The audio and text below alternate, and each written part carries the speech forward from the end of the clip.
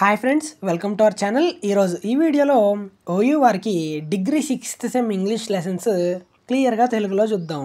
మిగతా వీడియోస్ అనేవి లింక్ అనేది డిస్క్రిప్షన్లో ప్రొవైడ్ చేస్తాను. అలానే లాస్ట్లో ఎగ్జామ్ అనేది ఎలా రాయాలి అనేది కూడా చూద్దాం. టెలివిజన్ అనే పోయం ఈ పాఠం రచించిన వారు రోనాల్డ్ డాల్. ముందుగా అబౌట్ ద ఆథర్ గురించి అంటే కవి పరిచయం గురించి కొంచెం తెలుసుకుందాం. ఈయన ఒక బ్రిటిష్ రచయిత.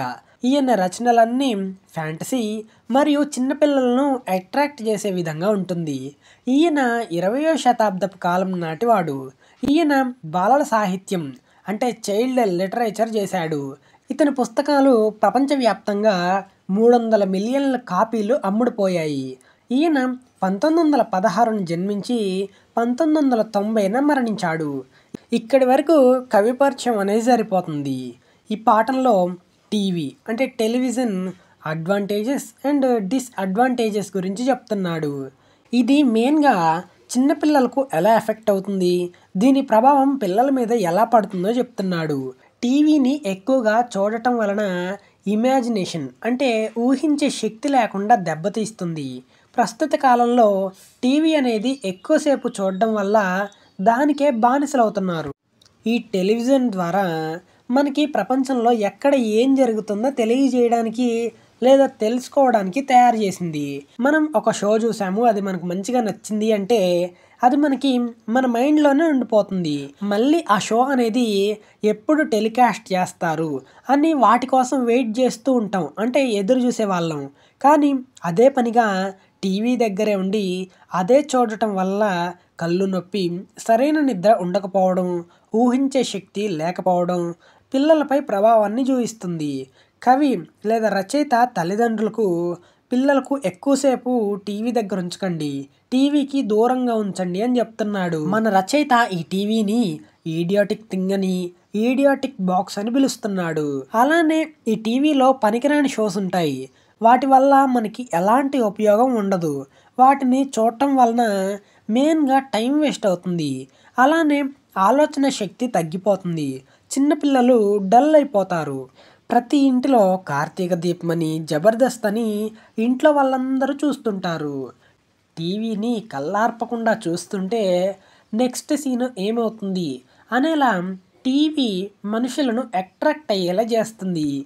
సీరియల్స్ అయినా, సినిమా అయినా, రియాలిటీ షోస్ అయినా, కార్టూన్ షోస్ అయినా వాటి గురించే ఆలోచన ఉంటుంది తప్ప అవి రియాలిటీలో జరగవని తెలిసినా కూడా వాటికే ఎడిక్ట్ అవుతారు.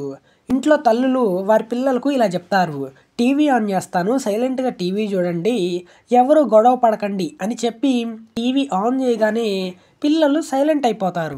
మరి తల్లి ఇలా ఎందుకు చెప్తుంది అంటే తన పనిలో వారు తనని డిస్టర్బ్ చేయకుండా ఉండాలని, తన పని ఎలాంటి ఆటంకాలు లేకుండా ఉండాలని ఇలా చేస్తుంది. కానీ ఒక్క క్షణం తల్లి ఆలోచిస్తే టీవీ చూడటం వల్ల ఎంత ఊహాశక్తి అంటే ఇమాజినేషన్ని స్పాయిల్ చేస్తుందో తెలుస్తుంది. క్రియేటివిటీ స్కిల్స్ని దెబ్బతీస్తుంది. కంటిన్యూస్గా టీవీ చూడటం వల్ల హెడేక్ వస్తుంది. దీనివల్ల మేజర్ సైడ్ ఎఫెక్ట్స్ వచ్చేసి చదువు మీద సరిగ్గా కాన్సన్ట్రేషన్ చేయలేరు, బయట ప్రపంచంలోని కొత్త విషయాలను నేర్చుకోలేరు, ఆటలు ఆడలేరు, అంటే అవుట్డోర్ గేమ్స్ లాంటివి, క్రికెట్, ఖో లాంటివి ఆటలు ఆడలేకపోతున్నారు. అలానే మైండ్ని కంట్రోల్ చేయలేకపోతున్నారు. అందుకని రచయిత ఇలా చెప్తున్నాడు, టీవీని రీప్లేస్ చేయాలి. టీవీ ప్లేస్లో బుక్స్ షెల్ఫ్ ఏర్పాటు చేయాలి. బుక్స్ షెల్ఫ్ పెడితే ఫస్ట్ రోజు బోరు కొడుతుంది, అంటే టీవీ లేదు కాబట్టి బోరు కొడుతుంది. సెకండ్ రోజు బుక్స్ ఉన్నాయి కదా వాటిని చదివి చూద్దాం అని బుక్స్ తీసుకొని ఒక బుక్ 1 గంట చదువుతారు. అది చాలా ఇంట్రెస్టింగ్గా ఉంటే గంటల కొద్దీ చదువుతూనే ఉంటారు. ఏదైనా స్టార్టింగ్లో అలవాటు ఉండదు, కొద్ది కొద్దిగా అలవాటు అవుతుంది. పిల్లలు పెరిగి పెద్దయ్యాక వారికి అర్థమవుతుంది వారి తల్లిదండ్రులు చేసింది. చిన్నప్పుడు టీవీని రీప్లేస్ చేసి బుక్స్ పెట్టడం వల్ల నాలెడ్జ్ ఇంప్రూవ్ అవుతుంది అని గ్రహిస్తారు. టీవీనే చూస్తూ ఉంటే దాంట్లో స్కిల్స్ ఉండవు, ఏముండవు. అదే బుక్స్లో ఉన్న స్టోరీస్ని చదివితే నీతి కథల గురించి తెలుస్తుంది. అలానే బుక్స్ మీద ఇంట్రెస్ట్ పెరుగుతుంది. ఒక్కసారి బుక్స్ చదవడం మొదలు పెడితే స్టోరీలో నెక్స్ట్ ఏం జరుగుతుంది అనే వాటి కోసం చదువుతారు. పిల్లలు రియలైజ్ అయ్యేది ఏంటి అంటే, అరే ఇన్ని రోజులు ఈ బుక్స్ నేను ఎందుకు చదవలేదు, చదివి ఉంటే బాగుండేది అని అనుకుంటారు. రచయిత తల్లిదండ్రులకు అడ్వైజ్ ఇస్తున్నాడు. పిల్లలకు టీవీ దూరంగా ఉంచండి. ఇది మంచి ఆలోచన, కానీ ఇది ఇంప్లిమెంట్ చేస్తే మంచి ఫలితం అనేది వస్తుంది అని చెప్తున్నాడు. ప్రకృతిలో ఆస్వాదించాలి కొంతసేపైనా. మనం కూడా గంటలు గంటలు ఫోన్ యూజ్ చేస్తే ఇదే పరిస్థితి ఎదురవుతుంది. 20 మినిట్స్కి ఒకసారైనా బ్రేక్ తీసుకోండి. ఇదండి లెసన్ అనేది. మరి ఈ క్వశ్చన్ ఎగ్జామ్లో వస్తే ఎలా అటెంప్ట్ చేయాలి అంటే, ముందుగా అబౌట్ ద ఆథర్ గురించి 2 to 3 లైన్స్ నీట్గా రాసిన తర్వాత, నెక్స్ట్ టీవీ అనేది పిల్లలను ఎలా డ్యామేజ్ చేస్తుంది, అలానే దీనివల్ల నిద్ర సరిగ్గా ఉండదు, చదవడం రాయడంలో శ్రద్ధ ఉండదు, కాన్సన్ట్రేషన్ దెబ్బతింటుంది, అలానే బుక్స్ని రీప్లేస్ చేస్తే పిల్లల లైఫ్ డ్యామేజ్ అవ్వకుండా ఉంటుంది అని ఈ కాన్సెప్ట్ని బేస్ చేసుకొని రాయడం మొదలుపెట్టండి.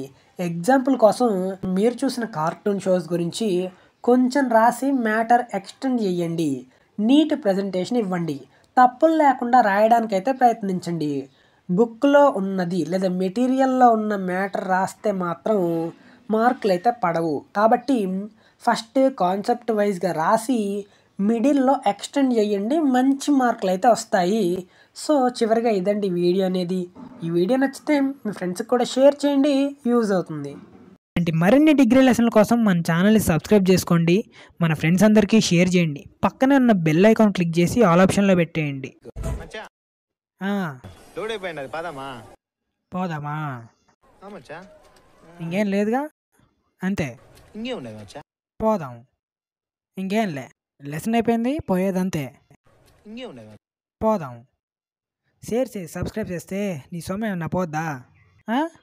నేను హ్యాపీ అయితే కదరా నేను. నాకు ఐడియా రాలేదు మచ్చా. రాదురా నీకు, నన్ను హ్యాపీ చేసేదానికే ఐడియా రాదు.